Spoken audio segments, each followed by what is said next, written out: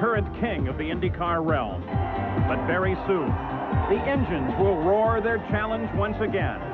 And the fight, the pole position, but his newness showed on the start as both Emerson Fittipaldi and Paul Tracy got past.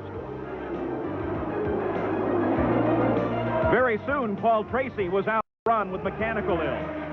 And soon, too, the Mänselll style showed as he was around Emerson Fittipaldi. But the officials ruled that this pass came in a yellow flag area, and so they called Mänselll into the pits for a penalty. As he made the pit stop, they also refueled the car. That caused controversy. But nevertheless, Mänselll went on to take the victory, and in doing so became the first rookie to win his first IndyCar race. In practice for Phoenix, Mänselll was running a record pace until he caught the wall, spent the night in the hospital, and could not race. Scott Goodyear took his first pole position with Mansell's teammate Mario Andretti starting on the outside of the front rows. Mario was hungry. Right away, he challenged Goodyear and took the lead of the race. But very soon, up came Paul Tracy from the Penske team to challenge Andretti. And now, Paul Tracy was in front and pulling away by 2 laps.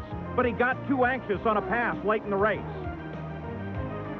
As Tracy went into the wall, his teammate Fittipaldi came down inside and drove over debris, taking the lead. It was a bad moment for the Penske team, but they still had Fittipaldi in front, but only for a moment. The debris caused damage to the car, and Fittipaldi was into the wall. Now the race belonged to Mario Andretti, who broke a 5-year drought. As they rolled toward the green at Long Beach, Andretti and Stefan Johansson got together, causing an aborted start and ending Stefan's day. When the green actually came out, it was Paul Tracy jumping from the outside and into the lead. Al Unser Jr. and Nigel Mansell battled for second, with contact. Mansell's car was undamaged, but Al Unser Jr. had damage to the left front of the suspension, and his day was through.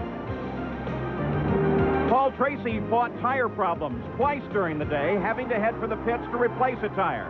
Still, it would not stop the young Canadian from taking his first IndyCar win.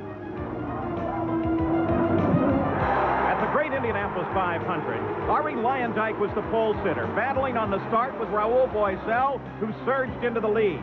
But later, he would pass Mario Andretti on the exit of the pits, which would cause a penalty that would take him out of competition. Paul Tracy caught the wall. He was uninjured, but his 500 was over. Roberto Guerrero and Jeff Andretti got together. The leaders were fast approaching the accident scene, and Nigel Mansell had to thread the needle to get past. There were still 8 cars running together for the lead of the race. Mansell had the lead, but Fittipaldi caught him sleeping on the restart, and both Fittipaldi and Arie Luyendyk were able to move past the rookie Mansell.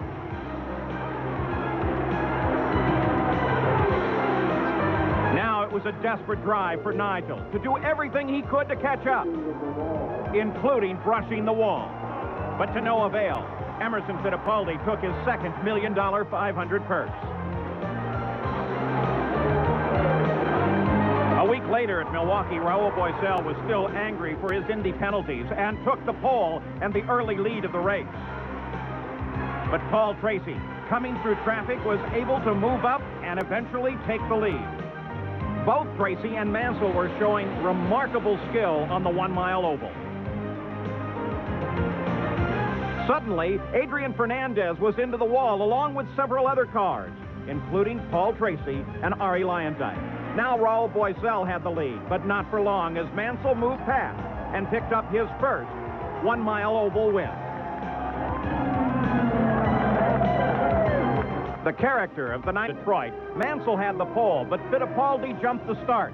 The officials had discussed this possibility, and a few laps later, black flagged Fittipaldi while he was running in the lead. Later, Fittipaldi caught the wall, ending his day. Nigel was battling with Stefan Johansson when those two got together, sending Johansson off course and in to tail Bobby's car. Now, the leader was Danny Sullivan, being challenged by his teammate Al Unser Jr., who drove inside the white line. The officials weren't happy with that performance either. Mansell was threading his way around a safety truck when he got pushed out into the gray and against the wall. Al Unser Jr., because of his passage over the white line, was brought in for a stop and go. On the final lap, Robbie Gordon spun and nearly blocked the course. Danny Sullivan took the checkered flag. It may be his last in Indycars for some time, as this year he is driving only in NASCAR. In Portland, it was again a Mansell-Fittipaldi battle as the green flag came out. Both involved in a desperate drive. Lap after lap, the two former world champions battled, followed by Tracy and Johansson. But Mansell got anxious, locked the brakes, and ran off an escape road. It would be some time before he got back into the fight. But now, too, the weather was changing. They went to wet tires in a slight shower, and then came back to dry tires. Mansell, one of the first to make that decision to switch to the dries. Still, it was not enough to hold off Fittipaldi, who took the win at Portland. Mansell came in second and continued a points lead. At Cleveland, the start of the race turned into a melee in the first turn, as the field spread wide and then all tried to go through the same hole at once. There were 4 separate accidents. Paul Tracy came up to charge Nigel Mansell and moved past into the lead. Danny Sullivan battled with his teammate until they collided. Both were able to continue on.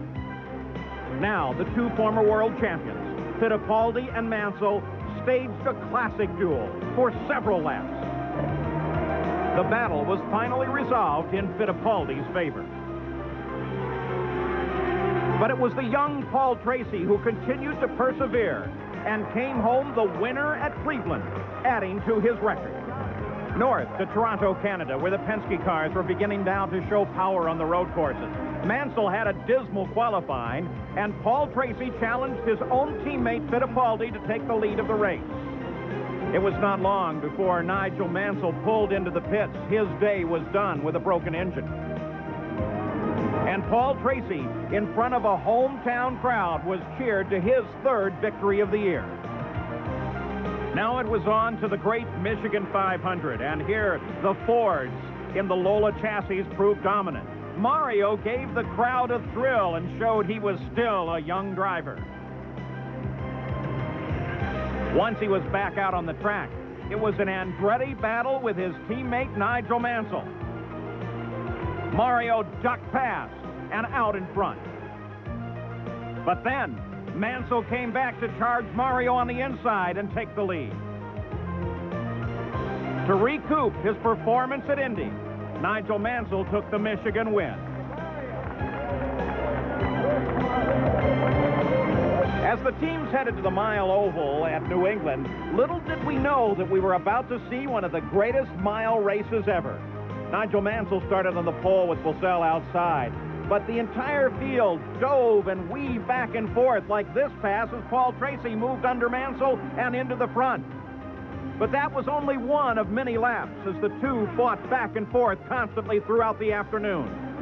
Tracy ahead of Mansell, Mansell ahead of Tracy. On the backstretch, Raoul Boisel lost control and tapped the wall, his first DNF of the year. Now it was Mansell challenging Tracy. Mansell picked up the lead again, this time to hold on all the way to the checkered flag. On his 40th birthday, Mansell scored his 3rd oval win, proving a power on ovals that had not been anticipated. With more of our PPG IndyCar World Series preview in just a moment. Road America circuit at Elkhart Lake, Wisconsin, Paul Tracy had the pole and jumped into the lead, leaving Mansell and Fittipaldi to battle for 2nd place. Tracy, in a desperate drive to stay in front, was all over the course, as was Adrian Fernandez, who caught the barrier in Thunder Valley. Nigel Bennett's Penske chassis had an enormous advantage on road courses, and Tracy had a long lead until a full course yellow closed the field up once again. Tracy went on to take the checkered flag, his 4th win of the season, followed by Nigel Mansell, who climbed the hill in 2nd place to see the checker and continue his points lead. The complexion of the front row changed at Vancouver, with Scott Goodyear on the pole and Bobby Rahal starting alongside.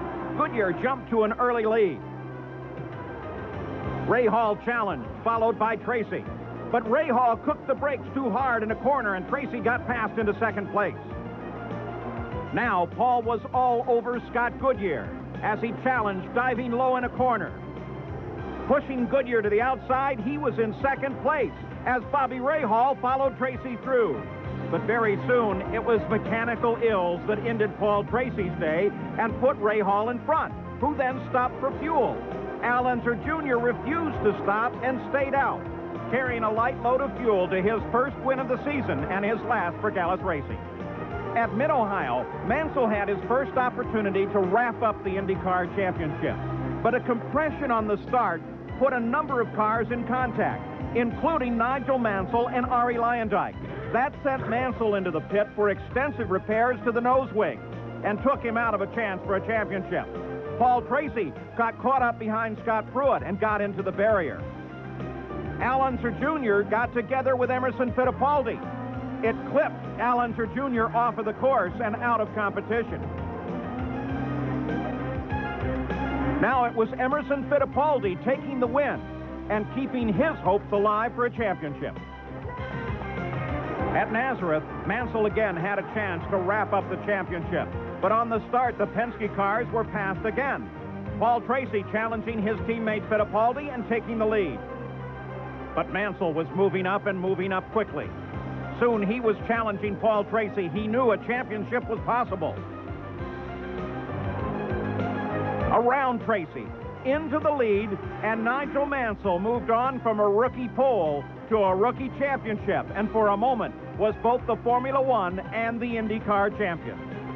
The man the Italians call Il Leone, the Lion, had proven he is quite simply a racer. The final race of the season at Monterey, California, then became a free-for-all with the championship already decided. Mänsell got together with Scott Sharp. Sharp minus a wing, but they both continued on. Then Mänsell got together with Mark Smith and slid off the course. That re-injured an already ailing wrist, and Mänsell called it a day, leaving the race to the Penske cars. But then Fittipaldi lost control, backed into the tire barrier, and left the win and the day to his teammate Paul Tracy. The most laps led and 5 wins in a single season for the remarkable